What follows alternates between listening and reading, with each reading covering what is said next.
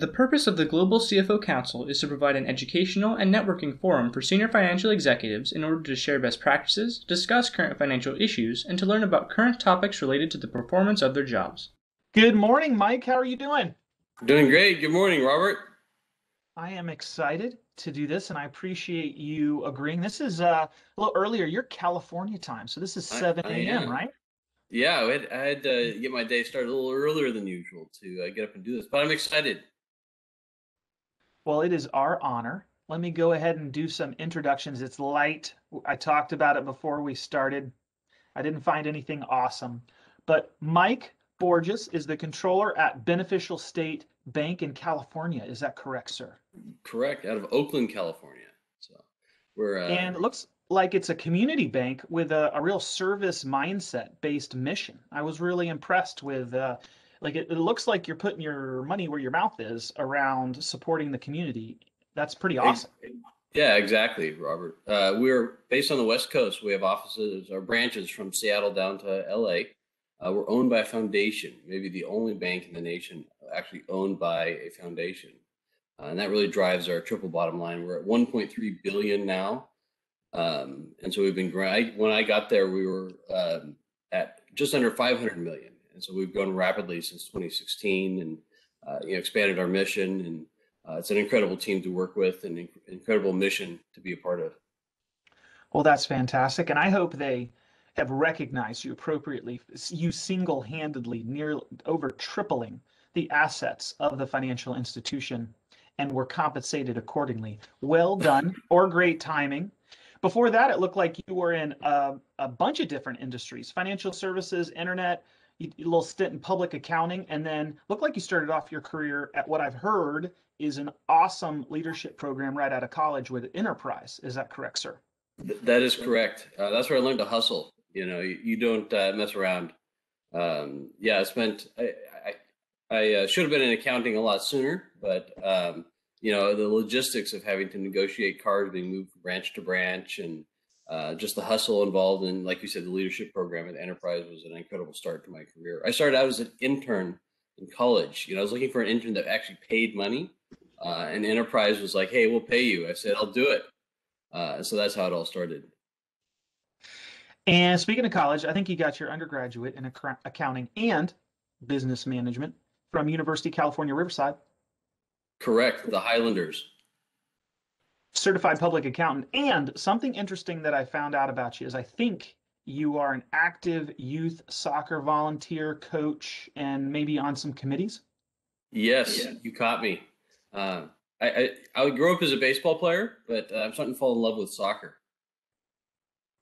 Little kids will do that to you. If you've got any kids, my kids got into soccer, and it's a great program. So thank you for giving back to your community, volunteering. Yeah. Let's get this party started. My question number one: what's the best book or favorite business book that you've ever read? I actually have two books that I want to highlight here. Negotiate to Win by Jim Thomas. It's a book on negotiating. And two of the key points that I took away from that book are negotiating for a win-win and never embarrass your counterparty, because it's a long life, and we all work together on this. So, and I've actually applied this in negotiating several software packages. So it's been a great book. I recommend it to anybody.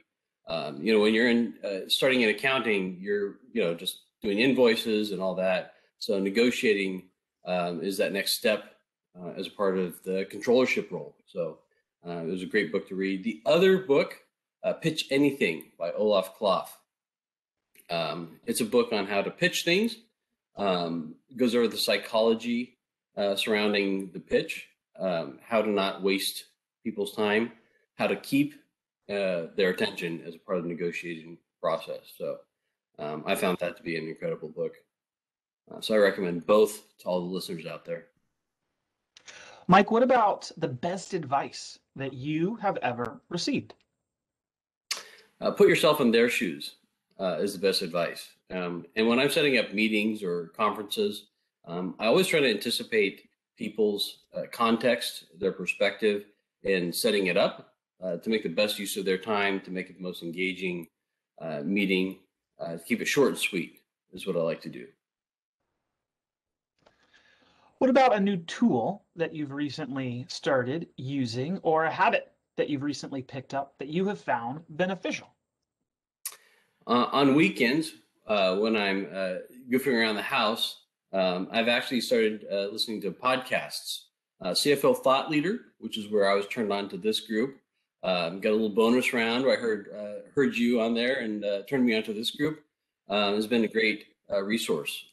Be able to hear the best practices from a wide variety of finance leaders has been, I would recommend it to anyone. Yeah, it's such a great way to pick up information, and it's a great way. You can be driving and listen to podcasts. Yeah. You can be working, some little white noise in the background, or exercising.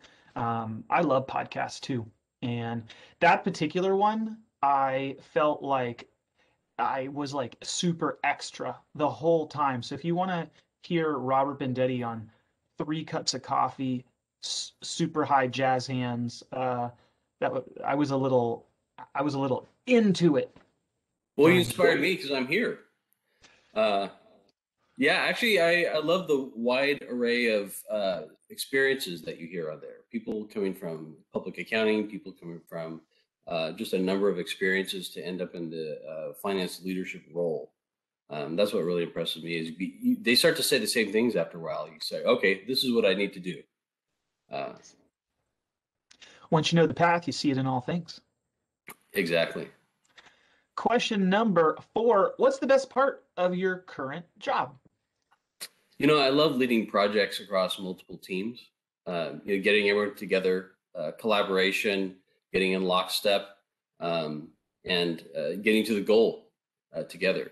It's always exciting to see other teams really excited about the fact that we all did it together. We communicated, and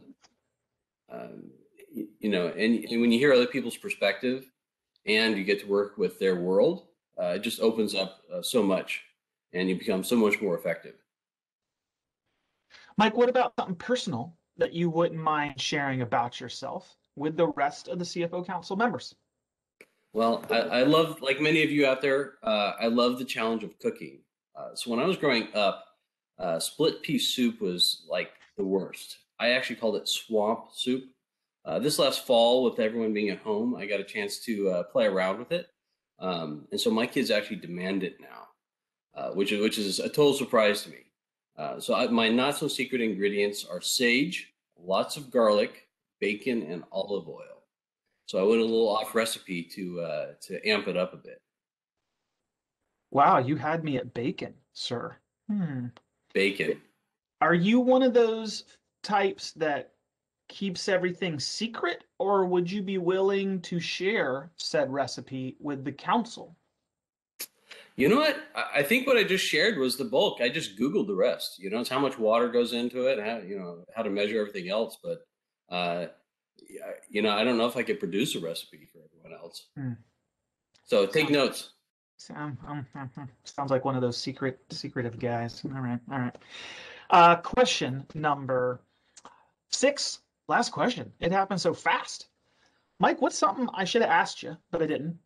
And what is your answer to that? Well, actually, you alluded to it earlier. What do you like to do for fun? I love coaching soccer. Seeing the joy of the kids' faces and getting some exercise is a ton of fun. So I got into it as a referee, auditor, referee, all that, and migrated into coaching. And actually, recently, I got thrown into running a soccer tournament with over 800 players and coaches, 52 teams. I started out just wanting to help out with the volunteers, and they had a person who had done it the prior year said, you know what, I can't do it this year. So I said, hey, I'll get it done. I had vision for what I wanted the tournament to look like.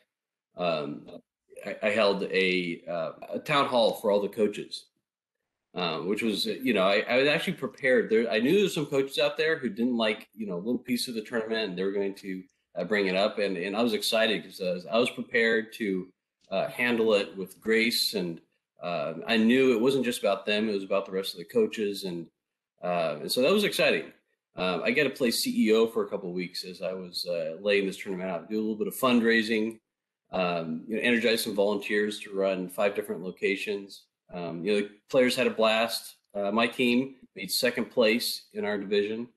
That was an incredible experience. When you're in finance, you kind of get siloed in the finance area, even if you're branching out and working with other departments. And so this was like a little bit of a light, like I am a leader in a finance role. Just that's what I love about that experience. That was so much fun, and I look forward to doing it again. Wow. So that's amazing on a couple different levels. Having kids played in tournaments, that's no joke. Any sport, that's no joke organizing it.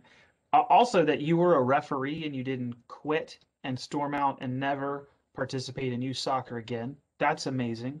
I've seen some parents who take soccer real seriously, almost as serious as baseball parents. So God bless you. Mike, you are a special kind of person. I'm glad that I got to talk to you. Thank you for giving back to your community. I'm noticing a theme, right? You're a volunteer, servant leader. I mean, from your volunteer activities to the jobs that you choose with the bank. So well done. Thank you, Mike. I appreciate this. Yeah, thank you, Robert. Well, this was awesome. Thank you, sir. Yeah. Thanks so much, Robert.